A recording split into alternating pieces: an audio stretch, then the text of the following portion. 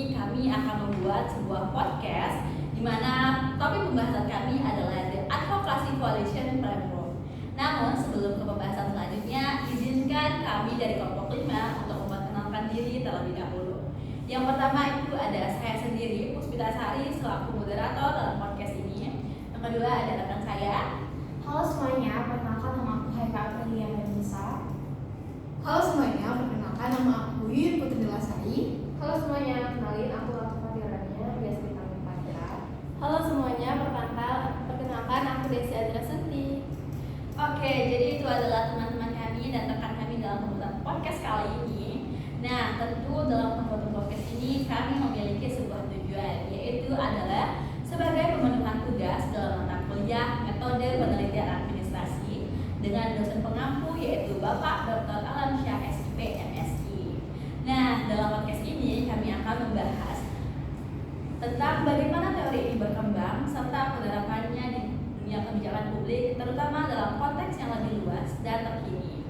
Jadi kita akan membahas tentang ACF dalam kebijakan publik.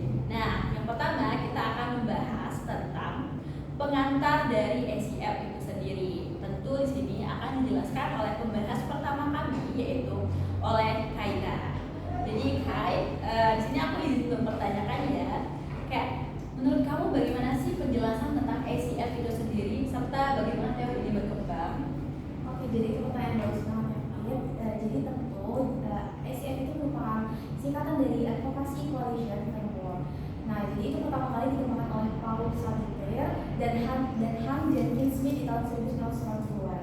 Nah, tujuan utama dari teori ini adalah untuk memahami dinamika perubahan kebijakan dalam jangka panjang. Serta ACF ini juga melihat kebijakan bukan hanya dari sebagai keputusan instan, tetapi lebih sebagai proses yang melibatkan banyak aktor dengan keyakinan yang berbeda-beda. Nah, ACF ini juga berfokus pada adanya koalisi advokasi, yaitu sekelompok aktor yang memiliki keyakinan serupa dan bekerja sama untuk mempengaruhi kebijakan. Jadi kalau misalkan kita lihat, ACF itu menganggap bahwa kebijakan itu lebih dipengaruhi dan oleh keyakinan dan juga nilai daripada hanya sekedar kekuatan politik ataupun ekonomi. Oke, jadi sebenarnya ACF ini tuh sebuah asumsi yang berangkat dari kebijakan itu sendiri, di mana hasil dari proses panjang dan juga melibatkan banyak aktor dengan perspektif yang berbeda-beda ya. Nah, iya betul banget Pip. Jadi daripada hanya difokuskan pada siapa yang berkuasa, ACF ini fokus pada apa yang mereka yakini dan siapa saja yang berada dalam posisi koalisi yang sama dengan mereka. Selain itu, ACF juga menekankan betapa pentingnya konteks jangka panjang, yaitu perubahan kebijakan itu sendiri. Nah, biasanya perubahan ini tidak terjadi dalam waktu singkat, tetapi butuh waktu bertahun-tahun bahkan puluhan tahun. Wah, jadi ini sangat menarik ya ACF ini bagaimana dia dalam kebijakan publik kita. Jadi menurut kamu dalam ACF ini bukan cuma pemerintah ya atau sebuah politisi yang berperan? Iya benar banget Pip, dalam ACF itu aktor yang berperan itu bisa sangat beragam, mulai dari birokrat, LSM, akademisi, media, bahkan juga kelompok bisnis. Nah, selama mereka punya keyakinan inti yang sama, mereka bisa bergabung dalam satu koalisi untuk memperjuangkan perubahan kebijakan. Oke, jadi kalau begitu bagaimana sih cara ACF ini melihat perubahan kebijakan itu terjadi? Apakah cukup hanya dengan sebuah keyakinan saja? Nah, itu poin pentingnya. Jadi menurut ACF, perubahan besar itu biasanya dipicu oleh external shocks, yaitu misalnya perubahan pemerintah seperti krisis ekonomi, perubahan opini publik, atau bahkan perkembangan ilmu pengetahuan. Nah, perubahan ini itu bisa mengganggu keseimbangan koalisi yang ada, sehingga nanti bakal membuka peluang untuk perubahan kebijakan yang ada nantinya. Oh, jadi dalam sebuah koalisi ini dia tuh kayak butuh sebuah guncangan dari luar ya, supaya koalisi yang kuat itu dia bisa tergeser ataupun berubah. Ya, tepat banget Pit. Karena tanpa guncangan besar itu, koalisi advokasi itu biasanya cenderung untuk mempertahankan status quo karena keyakinan mereka sudah sangat kuat dan mengakar dari bawah. Jadi biasanya perubahan kebijakan yang besar baru terjadi setelah adanya tekanan besar dari luar sistem. Oh, keren juga ya Kaira. Jadi teori ini rasanya seperti lebih realistis gitu ya dibanding teori-teori yang selalu ideal dengan sebuah soal perubahan kebijakan. Iya betul banget Pip. Jadi ACF itu bisa membantu kita untuk melihat bagaimana perubahan itu kompleks dan penuh dinamika dan juga seringkali dipengaruhi oleh kekuatan, ide dan keyakinan daripada sekedar kekuasaan politik. Dan ini juga yang membuat studi kebijakan ini jadi lebih menarik dan tentunya sangat-sangat bagus jika kita pelajari lebih dalam lagi. Oke, jadi itu adalah pembahasan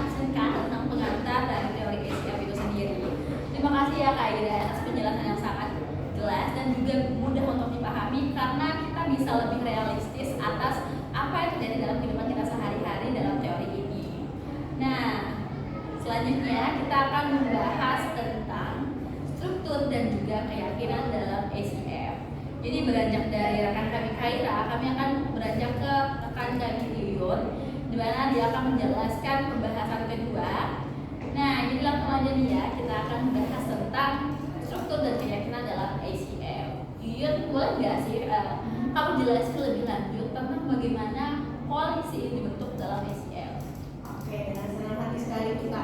Tadi kan sudah dijelaskan ditekan sama Kaila apa itu SPF gitu. Oke, di sini aku akan jelasin nih. SF itu dalam koalisi ini terbentuk itu berdasarkan 3 level dari keyakinan gitu. Nah, yang pertama itu ada dari deep core belief, terus yang kedua itu ada policy core belief, terus yang terakhir itu yang ketiga ada secondary belief. Ketiga ini aku akan jelasin secara singkat aja nih kan apa yang dimaksud gitu. Oke. Yang pertama itu kan ada deep core belief ya, yang dimana ini tuh keyakinan yang sangat mendasar gitu loh kita. Seperti kayak pandangan filosofi tentang manusia, negara, atau alam semesta. Terus yang kedua itu kan ada police core belief gitu kan. Maaf ya kalau agak terbata-bata karena di bahasa Inggris lebih spesifiknya itu tuh membahas tentang ke isu tertentu gitu loh, ke isu kebijakan tertentu kayak misalnya nih tentang keyakinan bahwa energi terbarukan itu harus jadi prioritas utama dalam kebijakan energi nasional gitu. Terus ada yang ketiga itu kan dari secondary belief ini tuh lebih pada membahas isu-isu teknis gitu loh kayak dan detail dalam kebijakan yang lebih praktis gitu loh, seperti misalnya teknik implementasi atau strategis yang akan digunakan gitu loh kita. Nah, lalu tuh kayak ada lagi hal yang lebih menariknya lagi, meskipun dua aktor dari SWF itu sendiri mereka itu pasti memiliki tujuan yang sama gitu kan. Tetapi jika mereka memiliki deep core belief yang berbeda, mereka tuh belum tentu bisa gitu kayak bekerja sama dalam jangka panjang. Ini tuh karena keyakinan dasar mereka itu yang berbeda akan mempengaruhi bagaimana mereka menilai dari solusi kebijakan itu sendiri yang dari SCF itu sendiri gitu kita. Oke. Jadi di sini dalam penjelasan kamu artinya kunci utama dalam koalisi ini bukan cuma sebuah tujuan kebijakannya ya, tapi juga kesamaan dalam keyakinan yang menjadi dasarnya. Betul sekali dipakai. Yang dimana SF itu sendiri mereka tuh menekankan pentingnya gitu loh kayak nilai kepercayaan yang dimiliki oleh aktor itu sendiri gitu loh. Misalnya nih 2 orang itu sama-sama ingin mengurangi emosi karbonnya gitu loh. Tapi kalau yang satunya itu percaya bahwasanya pasar itu bebas itu adalah solusi yang terbaik, tapi sementara itu yang satunya itu malah yakin bahwa negara itu harus campur tangan penuh gitu loh. Kayak misalnya tuh mereka tuh mungkin sulit bekerja sama dalam jangka panjang, tapi kalau untuk dalam jangka pendek mungkin mereka bisa, tapi itu tuh masih harus dibicarakan lagi gitu loh kita. Oke, jadi di sini aku nangkepnya berarti mereka yang punya policy core belief yang sama, yaitu soal kepentingan pengurangan emisi, tapi deep core belief-nya berbeda gitu. Betul. Nah, dari perbedaan itu juga kita tuh bisa sangat menentukan gitu loh kayak dimana dalam prakteknya itu sendiri SF itu tuh memetakan koalisi advokasi gitu kita kayak berdasarkan kesamaan dari 3 level keyakinan tadi. Aktor-aktor ini tuh mempunyai deep dan policy core belief-nya itu yang serupa gitu loh kayak akan tetapi lebih mungkin membentuk koalisi dan bertahannya itu lebih lama gitu. Oke. Jadi kalau misalkan secondary belief bisa berubah, artinya koalisi bisa tetap solid meskipun ada perbedaan pendapat teknis ya. Persis gitu loh, persis bisa gitu loh. Kayak misalnya nih, contohnya itu isu pendidikan gitu loh, yang dimana satu kelompok itu bisa sepakat bahwa kualitas guru tuh perlu ditingkatkan itu dalam policy core. Nah, ada lagi perbedaan, tetapi ada lagi perbedaan soal apakah harus lewat pelatihan atau sertifikasi untuk melatih kualitas guru itu sendiri. Nah, itu tuh dari secondary gitu loh. Nah, jadi perbedaan itu juga masih bisa dinegosiasikan gitu. Oh iya, jadi ini pembahasan sangat menarik ya sebenarnya. Karena di sini kamu mengambil contoh tentang isu pendidikan di mana kualitas guru itu ditingkatkan melalui pelatihan ataupun sertifikasi kan. Karena pelatihan dan sertifikasi itu kan sebuah hal yang sangat berbeda gitu ya. Itu contoh dari secondary. Iya. Ada juga kalau dari policy score tadi kan aku tadi kan udah jelasin kayak kualitas guru itu perlu ditingkatkan lagi. Artinya kalau dalam policy score itu tuh kayak berarti tuh di diwajibkan untuk ditingkatkan, tapi sedangkan kalau secondary itu tuh masih butuh melewati tahap kayak itu harus dilatih atau sertifikasi tadi, melalui dari sertifikasi itu. Oke, jadi kayak pemilihan ya, yang mana yang lebih tepat gitu. Oke, jadi sebenarnya ini bukan cuma soal siapa lawan siapa ya, tapi lebih dalamnya adalah soal apa yang mereka yakini dengan secara prinsip mereka. Betul, nah, makanya itu tadi kan kayak mengapa SCF itu tuh sangat berguna untuk menganalisis konflik dalam kebijakan yang berlangsung secara lama gitu loh. Karena seringkali yang diperbutkan itu bukan cuma dari kebijakan teknisnya itu, tapi kayak dari nilai dasar di balik itu loh. Kayak hal-hal kecil itu tuh harus diributkan gitu loh. Padahal hal kecil itu nggak perlu diributkan karena itu tuh bisa diselesaikan secara kekeluargaan gitu loh. Beda kalau misalnya tuh tadi kayak kalau berlangsung secara lama itu agak panjang proses kebijakannya. Oke, terima kasih banyak dari Yuyun penjelasan tentang strukturnya dari SIF ini. Jadi sebenarnya kita udah membahas banyak banget tentang apa aja levelnya, contoh-contoh dari level tersebut, bagaimana kita mengimplementasikannya dalam kehidupan kita ya, tentang bagaimana pemilihan, tentang pelatihan atau sertifikasi untuk peningkatan guru. Jadi itu udah banyak banget tentang meliputi keyakinan dasar kita juga. Oke, Yuyun, terima kasih banyak ya untuk pembahasannya.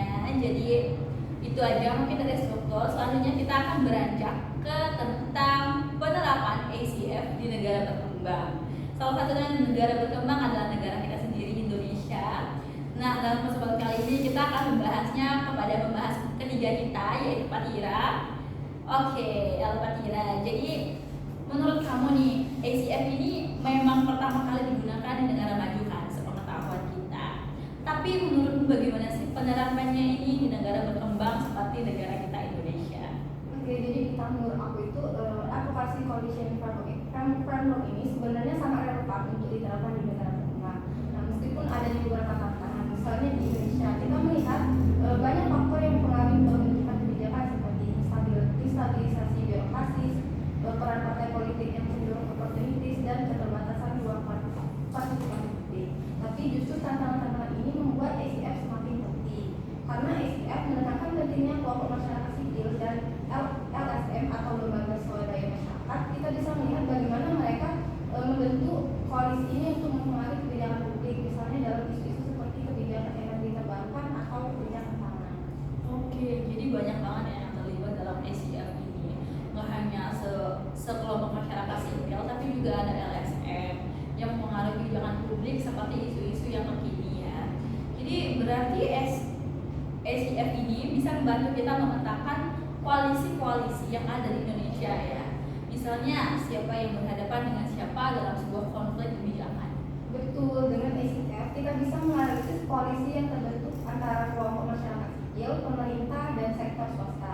Tapi tentu saja dalam konteks Indonesia kita juga perlu memperhitungkan budaya politik dan peran aktor informal dalam kebijakan. Oke. Jadi meskipun ACF ini lahir di negara maju seperti kawan kita tadi, artinya pendekatannya tetap fleksibel ya, dimana bisa menyesuaikan dengan konteks lokal kita gitu. Iya, itu keunggulan ACF. Nah, pendekatannya bersifat adaptif. Misalnya di negara berkembang seperti Indonesia ini, kita bisa menyesuaikan dengan mempertimbangkan faktor seperti patronis politik, pengaruh elit lokal, dan keterbatasan data kebijakan. Hal-hal ini mungkin tidak terlalu menonjol di negara maju, tapi sangat penting di sini karena sering kali proses kebijakan tidak selalu berjalan formal atau transparan. Oke, artinya ketika kalau banyak sebuah proses kebijakan berlangsung secara informal atau di balik layar, bukankah itu akan menjadi sebuah tantangan besar dalam menerapkan teori ACF? Betul, itu tantangan besar, tapi justru di situ menariknya ACF membantu kita mengidentifikasi pola-pola koalisi, bahkan yang tidak terlihat secara eksplisit. Misalnya kita bisa menelusuri bagaimana aktor-aktor informal seperti pengusaha besar, tokoh agama, atau tokoh adat bisa menjadi bagian dari jaringan koalisi kebijakan. Walaupun mereka tidak duduk di parlemen, mereka bisa punya pengaruh yang sangat kuat terhadap arah kebijakan publik. Jadi sebuah analisis kebijakan ini di negara berkembang tidak bisa hanya mengandalkan sebuah dokumen resmi gitu ya. Tepat sekali, kita perlu menggunakan pendekatan kualitatif yang kuat seperti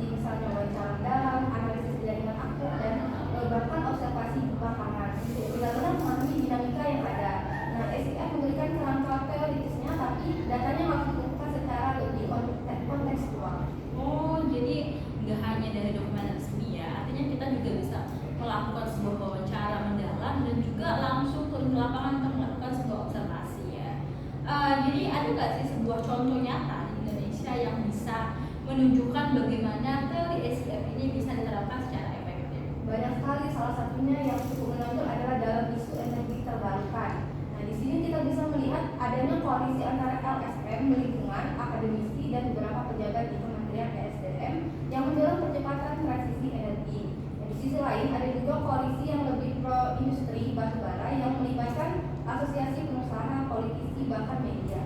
Nah, SIF membantu kita untuk memetakan bagaimana kepercayaan dasar kepentingan ekonomi dan strategi komunikasi mereka membentuk konflik kebijakan.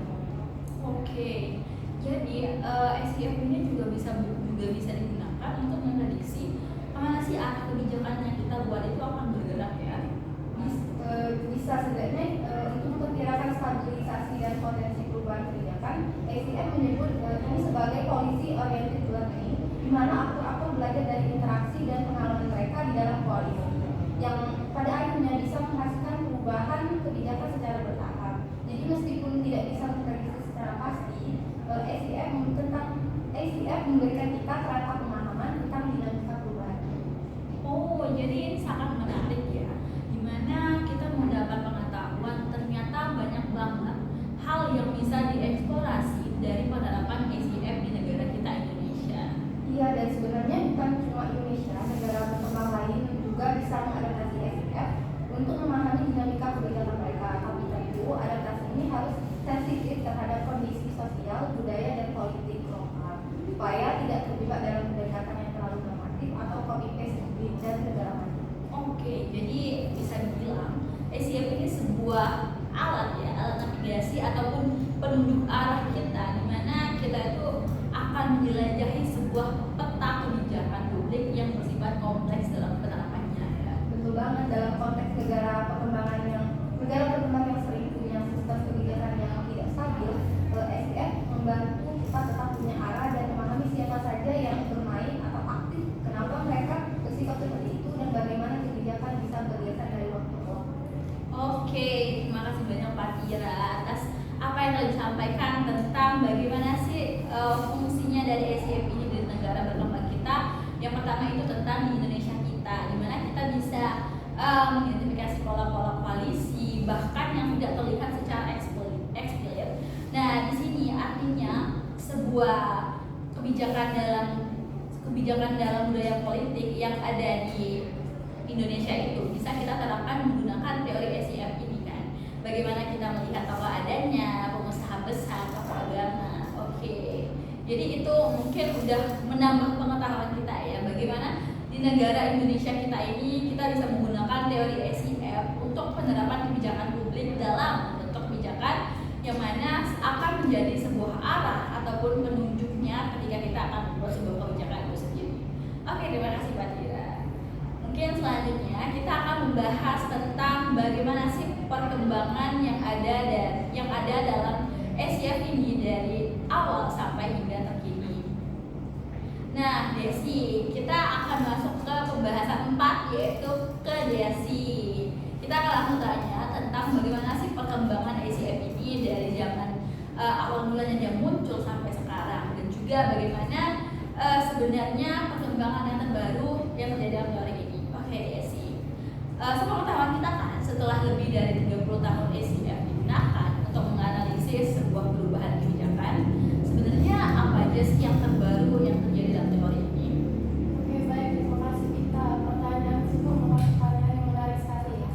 Jadi setelah kita tahu bahwa dari 30 tahun SIF digunakan untuk menganalisis perubahan kebijakan ini, sebenarnya banyak sekali yang terjadi, perkembangan yang terjadi di dalam teori ini. Nah, di sini aku mengambil 3 contohnya nih. Yang pertama dari peran media sosial dulu. Kalau kita bicara soal kondisi dalam SIF ini, mereka membangun narasi melalui media tradisional seperti koran, televisi, atau jurnal akademik. Jadi gerakannya itu terkesan lambat dan lebih terbatas ke kalangan tertentu saja. Namun sekarang dengan adanya media sosial seperti Twitter, TikTok, Instagram, atau bahkan YouTube, koalisi ini bisa langsung berinteraksi nih dengan publik secara luas. Mereka bisa membentuk beropini, menyebarkan ide, bahkan memobilisasi dukungan hanya dalam hitungan jam bahkan hitungan menit. Jadi misalnya dalam suatu isu perubahan iklim, kita bisa lihat nih bagaimana koalisi aktivis lingkungan memakai kampanye di TikTok untuk membangun kesadaran publik dan menekan pembuat kebijakan. Jadi ada perubahan besar dalam strategi dan kecepatan penyebaran keyakinan. Iya sih, aku sepakat banget dengan apa yang kamu sampaikan. Karena bisa kita lihat dari pemilihan presiden kemarin ya, bagaimana cara orang-orang menggiring sebuah opini untuk menggiring kita ke sini, ke situ, ke sini. Jadi itu aku sangat sepakat ya untuk hal-hal yang menggunakan media sosial yang dimana itu bisa membuat perubahan kebijakan yang ada gitu kan. Nah jadi sekarang kayaknya gerakan sosial itu aku lihat itu bisa viral dalam sehari dan juga langsung jadi topik nasional kan. Ya betul sekali, dan ini membawa kita pada perkembangan yang kedua. Jadi seperti contoh yang disebutkan kita tadi, contoh perkembangan kedua ini contohnya seperti emosi dalam kebijakan. Jadi kalau dulu itu SCV sangat fokus pada rasionalitas aktor, yang mana mereka ini mempunyai keyakinan lalu mereka bertindak logis berdasarkan keyakinan tersebut. Namun sekarang para peneliti mulai sadar bahwa keyakinan itu banyak dipengaruhi oleh emosi dan identitas sosial. Contohnya seperti pengalaman kolektif, yang mana ini menghadapi bencana alam atau ketidakadilan struktural yang dialami bersama. Nah, hal itu tentunya membentuk solidaritas dan memperkuat ikatan koalisi. Jadi bukan hanya soal argumen siapa yang paling egois, tapi juga soal siapa yang bisa menyentuh emosi dan membangun rasa kita satu dalam perjuangan ini. Oke, pembahasan sangat-sangat keren ya. Kita baru masuk pembahasan 2 tapi kayak udah sangat realistis apa yang kita rasakan sebagai mahasiswa, apalagi kita udah memilih ya, memberikan hak suara kita gitu. Nah, jadi artinya sekarang itu analisis ACF ini juga harus memperhitungkan faktor emosional ya, bukan cuma sebuah narasi kebijakan yang rasional gitu. Iya, tepat sekali. Jadi ini memperkaya dari analisis kita, yang mana kita juga nggak bisa lihat dari aktor kebijakan itu cuma sebagai makhluk rasional, tapi juga sebagai manusia yang punya emosi, nilai bahkan trauma kolektif, yang mana itu mempengaruhi cara mereka bertindak. Lalu yang ketiga, perkembangan besar yang ketiga yaitu adalah integrasi teori. Banyak peneliti merasa bahwa SCF ini sendirian kadang kurang cukup untuk menjelaskan kompleksitas perubahan kebijakan. Jadi sekarang ICF mulai dikombinasikan dengan teori lain seperti multiplex framework yang membahas bagaimana peluang kebijakan terbuka lewat aliran masalah, kebijakan dan politik. Nah, yang teori selanjutnya yaitu constituted equilibrium theory, yang mana teori ini berbicara soal perubahan mendadak setelah periode stabilitas yang panjang. Nah, dengan menggabungkan pendekatan ini, kita bisa mendapatkan gambaran yang lebih utuh. Contohnya seperti koalisi bisa bekerja keras membangun narasi di media sosial sambil menunggu jendela kesempatan kebijakan terbuka, dan akhirnya membawa perubahan besar terjadi ketika tekanan publik memuncak. Oke, sebenarnya ini sangat-sangat menarik ya, karena yang pada awalnya kita hanya menggunakan teori SCF, ternyata itu masih dirasa kurang. Artinya kita bisa menggabungkan sebuah teori yang mana dia itu bisa masuk ke SCF itu sendiri, seperti MSF tadi, seperti PET tadi, dimana contoh-contoh koalisi yang bekerja keras tadi itu kan bukan hanya membangun narasi di media sosial ya, tapi juga bisa bagaimana sih media sosial itu digunakan untuk sebuah gerakan yang membangun bagaimana sih arah kebijakan publik itu sendiri. Dan juga ada MSF tadi, itu juga menjadi sebuah kesempatan kebijakan terbuka, sehingga akhirnya itu bisa menghadirkan sebuah perubahan yang besar ketika tekanan publik memuncak. Sebenarnya ini sangat-sangat menarik ya guys, karena aku sangat tertarik dengan apa dan bagaimana sih sebuah teori yang pertama itu bisa hadir lagi teori yang baru untuk membantu melengkapinya ya. Nah, jadi dinamisnya karena dikombinasikan dengan kerangka teori lain dan semuanya makin relevan dengan dunia yang kita makin cepat berubah ini. Selanjutnya itu bagaimana sih menurut pendapat kamu lagi? Iya, dan ini juga menunjukkan bahwa dunia kebijakan saat ini itu sangat kompleks ya. Jadi kita nggak bisa cuma pakai satu kacamata saja, kita